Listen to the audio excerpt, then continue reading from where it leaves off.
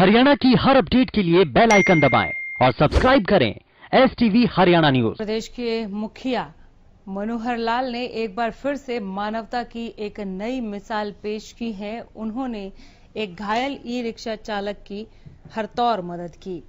CM Manohar Lal आज अपने गृह जिले करनाल दौरे पर रहे। जब सीएम का काफिला महात्मा गांधी चौक से गुजर रहा था, तभी उनकी नजर एक सड़क हादसे में घायल ई रिक्शा चालक पर पड़ी। सीएम ने तुरंत ड्राइवर से कार रुकवाई और घायल का हालचाल जाना। इसके बाद घायल को इलाज के लिए अस्पताल में भिजवाया।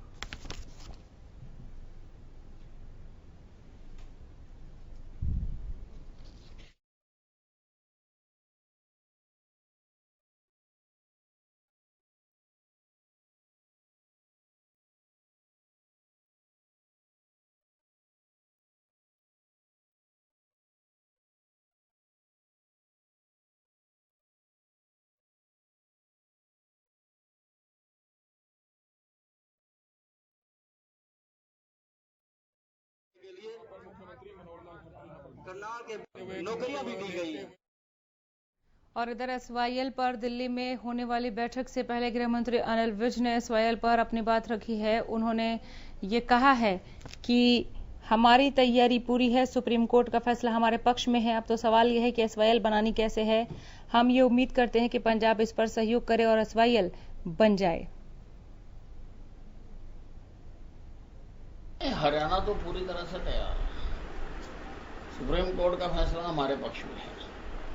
अब तो ये है कि बनानी कैसे है, और उसके ऊपर हम तो यही उम्मीद करते हैं कि पंजाब उसमें सहयोग करे और SYL बने।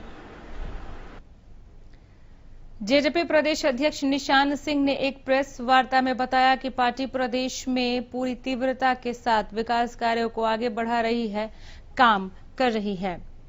उन्होंने कहा कि पार्टी में अच्छे लोगों को लगातार जोड़ा जा रहा है। जो सारा काम पार्टी के संरक्षक अजय सिंह चौटाला के दिशा निर्देश में चलाया जा रहा है। वह उन्होंने एक सवाल के जवाब में कहा कि पार्टी के द्वारा की गई घोषणाओं पर काम तो हो रहा है, मगर वो उससे संतुष्ट नहीं है, क्योंकि कोरोना काल के चलते कुछ विकास कार्यों में रुकावटें आई और कुछ घोषणाओं पर काम नहीं हो पाया। उन्होंने कहा कि पार्टी अपने द्वारा किए गए वादों पर लगातार तेजी से काम करती जा रही है। बड़ौदा विधानसभा चुनाव को लेकर उन्होंने कहा कि पार्टी पूरी तरह से तैयार है। रहा कि सरकार बनते ही कोरोना जैसी महामारी का सरकार को, सभी लोगों को, पूरे देश को मुकाबला करना पड़ा, सामना करना पड़ा और सारे काम एक बार डिस्टर्ब हो गए। और उसी सरकार को जो रात दिन लोगों की बेहतरी की बात करती है, तो उसी सरकार को ये कहना पड़ा कि कुछ समय के लिए डेवलपमेंट वर्क्स जो है ना वो रोकने पड़ेंगे। तो ये दिक्कतें जो ऐसी आई बीच में, उस वजह से सेटिस्फेक्शन तो नहीं है, लेकिन फिर भी गठबंधन सरकार का, माननीय मुख्यमंत्री जी का, उप मुख्यमंत्री जी का ये प्रयास रहता है कि हमने जो बातें की हैं, जो वायदे किए हैं, उनको पूरा करें। इधर गुरुग्राम नगर निगम ने प्रॉपर्टी टैक्स नहीं जमा करवाने वालों के खिलाफ सख्त कार्रवाई करनी शुरू कर दी है। इसी कड़ी में निगम अधिकारियों ने सेक्टर 4 में प्रॉपर्टी टैक्स जमा न कराने वाले डिफॉल्टरों के खिलाफ कार्रवाई करते हुए उनकी प्रॉपर्टी को सील कर दिया। नगर निगम गुरुग्राम के आयुक्त विनय प्रताप सिंह ने अधिकारियों को निर्देश दिए कि वो बड़े प्रॉपर्टी टैक्स डिफॉल्टरों की प्रॉपर्टीज को नियमानुसार सील, अटैच और नीलाम करने की कार्रवाई को जारी रखें। इस फाइनेंशियल ईयर में हमारा लगभग 126 करोड़ के ऊपर हमने रिकवर कर लिया, और 126 करोड़ रिकवर करने के बाद भी 500 करोड़ के आसपास अभी भी हमारा बकाया है। सीलिंग की कार्रवाई हमारी जारी है। Door to door notice, door to door bill, door to door collection की जितने भी प्रयास हैं वो हमारे सारे जोनल ऑफिसर कर रहे हैं, उनका स्टाफ कर रहा है। उम्मीद है इस साल में 200 करोड़ से ऊपर इसके अलावा हम जोड़ पाएंगे, हम कलेक्ट कर पाएंगे। और ऐसी खबर आ रही है कि बहादुरगढ़ में बीडीपीओ अपनी मनमानी पर उतारू है। वो ना तो एसडीएम का फोन उठाती है और ना ही ग्रामीणों की समस्याएं सुनती हैं। बहादुरगढ़ की खंड विकास एवं पंचायत अधिकारी इन दिनों अपनी मनमानी कर रही हैं। इनका नाम दीपिका शर्मा है, जो ना तो डीसी ऑफिस का फोन उठा रही हैं और ना ही एसडीएम के दफ्तर में जो लोग शिकायत लेकर पहुंचते हैं या किसी काम के सिलसिले से जाते हैं, उन्हें दफ्तर से बाहर निकाल दिया जाता है। बीडीपीओ के बारे में बताया जाता है कि वो बैठकों में भी शामिल नहीं होती। मजबूरी में ग्रामीणों की समस्या के समाधान के लिए एसडीएम को पंचायत अफसर को हिदायतें देनी पड़ी। साथ ही कहा कि इस मामले में आगे की कार्रवाई की जा रही है। मेरे खेत के अंदर पानी भरा हुआ, कम से कम 200 एकड़ में पानी भर चुका है वहाँ पे, और उसका कोई वो नहीं हो रहा, और बार बार इनके पास आ रहे हैं, कोई समाधान नहीं निकल रहा। क्या कह रहे हैं अधिकारी कोई कुछ कह नहीं रहा। एक एसडीएम समस्या हमारे लिए बनी हुई थी कि बारिश का मौसम है और आसपास के क्षेत्रों में लगातार जो है पानी में जल भराव की जो है समस्याएं आ रही हैं। तो उसके लिए बार बार संपर्क किया गया बीडीपी ऑफिस में, लेकिन उनकी तरफ से कोई भी रिस्पॉन्स नहीं दिया गया। ना ही पब्लिक के फ़ोन उठाए जा रहे थे, ना ही हमारी तरफ से जो फ़ोन किए गए वो उठाए गए। मैसेज करने के बावजूद भी वो ना मीटिंग्स में आ रहे थे, ना ही रिस्पॉन्ड कर रहे थे, ना ही कहीं पर जाकर उन्होंने मौका देखा। तो उसी के क्रम में हमने आज आके इस ऑफिस को चेक किया और उनसे बातचीत की, तो उसी बारे में जो है कार्रवाई कर रहे हैं और उसकी प्रोसीडिंग जल्दी ही जो है आपके साथ साझा कर लेंगे। उधर पलवल में बिजली कर्मचारियों ने प्रदर्शन किया। खबर है कि अपनी कई मांगों को लेकर बिजली कर्मचारियों ने यहां पर प्रदर्शन किया है। पुराना कोर्ट स्थित अधीक्षक अभियंता के कार्यालय के सामने ये प्रदर्शन किया। इस दौरान प्रदर्शनकारी कर्मचारियों ने कहा कि बिजली का कार्य करने के दौरान आए दिन बिजली कर्मचारी हादसों का शिकार होते रहते हैं, लेकिन विभाग कोई ठोस कदम नहीं उठाता।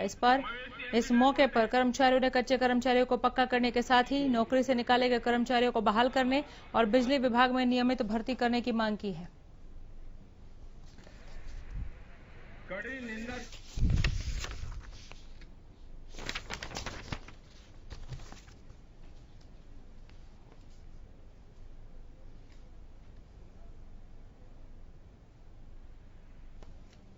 और गुरुग्राम में नाबालिग एनआरआई से मारपीट के मामले में पुलिस ने संज्ञान लिया है। पुलिस ने एफआईआर दर्ज कर आगे की कार्रवाई अब शुरू कर दी है। गुरुग्राम में एनआरआई नाबालिग का अश्लील वीडियो बनाने और मारपीट के मामले में सुशांत लोक थाने में एफआईआर दर्ज किया गया। शुक्रवार को लंदन में रहने वाले नाबालिग की मां ने ट्विटर हैंडल पर अश्लीलता और मारपीट के वीडियो को पोस्ट कर पुलिस से इंसाफ की गुहार लगाई थी, जिसके बाद पुलिस ने मामला दर्ज कर आरोपियों की तलाश शुरू कर दी है। बीती 23 जुलाई को जन्मदिन की पार्टी से लौटने के दौरान 15 युवकों ने एनआरआई नाबालिग को घेर कर उसके अश्लील वीडियो बनाई और उसके साथ मारपीट की थी।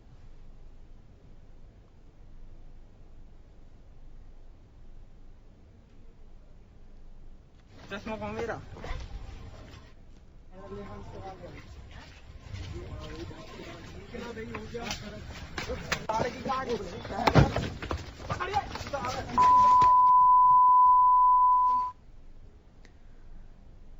खबर यमुनानगर से। यमुनानगर में लव जिहाद के मामले को लेकर पंचायत बैठाई गई। यमुनानगर के मालिकपुर गांव में एक विशेष समुदाय के युवक द्वारा गांव की ही एक दूसरे समुदाय की लड़की को भगा ले जाने के आरोप में गांव में दोनों पक्षों की अलग अलग पंचायत हुई। इस दौरान दोनों पक्षों के पंचायत में एक ही बात निकलकर सामने आई कि आरोपी परिवार का गांव में हुक्का पानी बंद कर दिया जाए।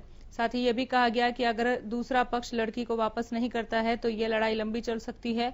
वहीं इस मामले में दूसरे पक्ष से बात कर लड़की को वापस लाए जाने की बात कही गई है। लड़की के वापस करने में आनाकानी करने पर आरोपी परिवार को गांव में बहिष्कार करने पर सहमति भी बनी है। गांव में इस प्रकार से एक हमारी बिटिया, हिंदू समाज की बिटिया को कोई तंत्र मंत्र विद्या के कारण वश में करके और कोई मुस्लिम समुदाय का लड़का लेके चला गया है और उसके कारण गांव में भारी तनाव है। हिंदू समाज में बहुत ज्यादा रोष है। हम भी आज इस विषय को लेके यहाँ पर आए थे। गांव के लोगों से बातचीत करने के लिए, बाकी परिवार के लोगों से हमारी बातचीत हुई है। परिवार गहरे सदमे में है।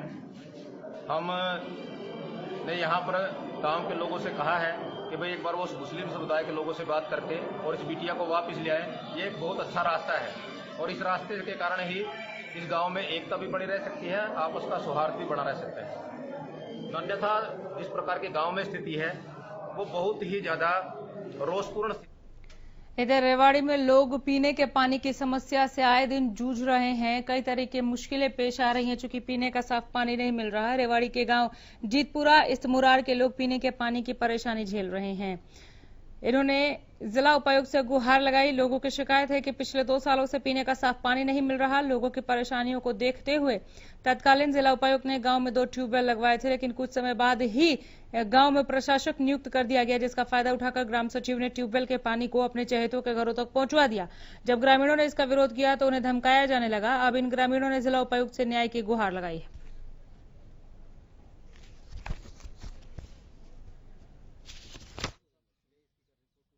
पानी के लिए आए हैं जी। पानी हम बहुत परेशान हैं। बोरिंग करवा दी, पहले वाले डीसी ने कहा कर 2 बोरिंग करवाई, एक रोज पर में एक जीतपुरा में करी। आज तक पानी नहीं जुड़ा है। हम कभी कभी कहीं से लाते हैं, कभी कहीं से लाते हैं। पानी की बहुत ज्यादा समस्या है। करता ही नहीं है ही नहीं काम का। ना पंच साइन करते हैं, ना सरपंच काम करता है, कोई कुछ नहीं करता। हम तो बहुत परेशान है वोट देख के भी। आज डीसी साहब को ज्ञापन देने के लिए आए हैं। हाँ? आज डीसी साहब को ज्ञापन देने के लिए आए हैं। हाँ, डीसी के पास आए हम आज।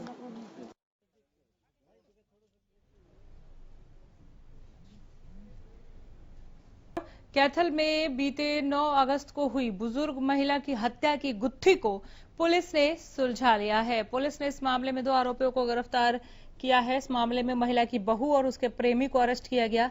पुलिस ने हत्या में इस्तेमाल किए गए हथियार भी बरामद कर लिए हैं। आगे की कार्रवाई शुरू कर दी है।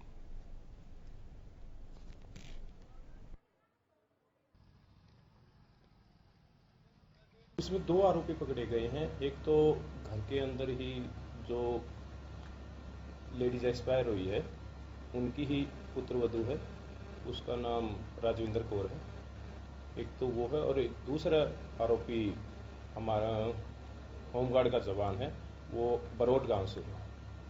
क्या नाम है? अमित कुमार नाम उसका।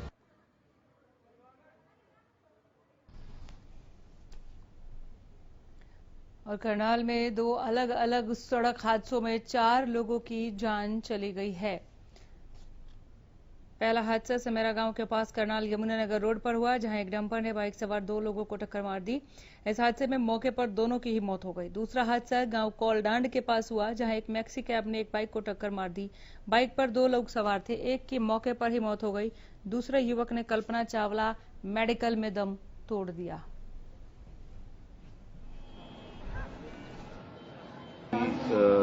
डांड से करनाल रोड पे गांव साकरा पड़ता है, वहाँ पे एक एक्सीडेंट हुआ है, एक बाइक और एक टाटा एसी का। तो इसमें एक मौके पे ही डेथ हो गई थी एक की, 2 सवार थे और एक काफ़ी इंजर्ड हो गया। तो एक को यहाँ कल्पना चावला मेडिकल कॉलेज में यहाँ ट्रीटमेंट के लिए उसको लाया गया। ब्रो डेड को भी यहाँ लेके आया गया और उसकी आज उसकी कार्रवाई के लिए आए हैं। तो दोनों की डेथ हो गई? हाँ। किस चीज पे थे दोनों? बाइक पे थे।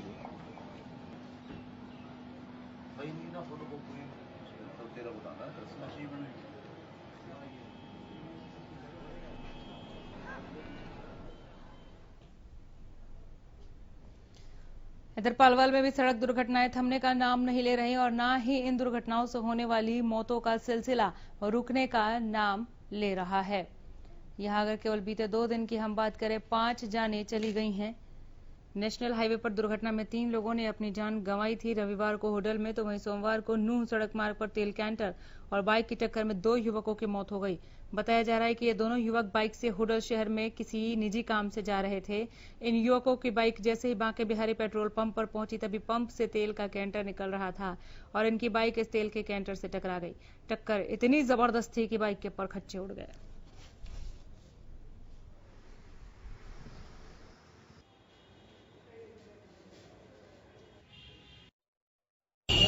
हमारा बड़ा भाई होटल की तरफ जा रहा था साउंड से, तो हम उसके पीछे थे रास्ते में, मैं और एक लड़का। तो पेट्रोल पंप के पास पेट्रोल पंप से तेल का टैंकर निकला और उसने सीधी बाइक को टक्कर मार दी और उनमें काफ़ी चोट आई। उनको एक होटल ले गए सरकारी अस्पताल में, एक के अस्पताल में जाके मौत हुई, एक की रास्ते में मौत हो गई। ये कल रात को करीब 9:30-10 बजे के आसपास एक्सीडेंट हुआ था, जिसमें जो पेट्रोल पंप है बाके बिहारी, इसके तेल का कैंटर निकल रहा था, जिसने मोटरसाइकिल को टक्कर मार दी, जिसमें हरिंदर और महेश की मृत्यु होगी। पोस्टमार्टम की कार्रवाई चल रही, कल मुकदमा दर्ज करवा दिया गया।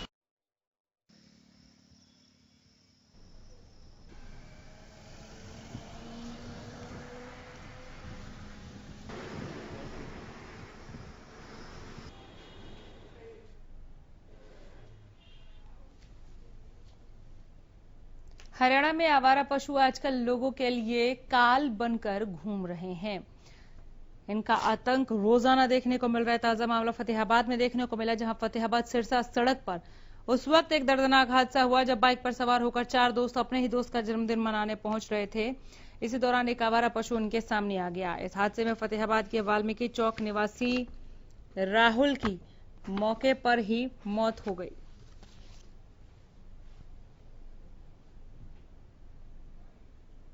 इसमें 4 जो है ना इंजर्ड पर्सन है, इसमें अपने अपने मोटरसाइकिल पर आए थे। जो सड़कों के ऊपर जो सांड बैठे रहते हैं आवारा, उसमें इनका टक्कर हुई है और उसमें मौके पर एक सांड भी एक्सपायर हो गया है और एक इसमें राहुल सन और मुकेश वाल्मीकि, ये भी मौके पर एक्सपायर हो गया था। 3 ज्यादा इंजर्ड है इसमें। क्या कार्रवाई की जा रही है फिलहाल? FIR भी इसमें लॉन्च कर दी गई है।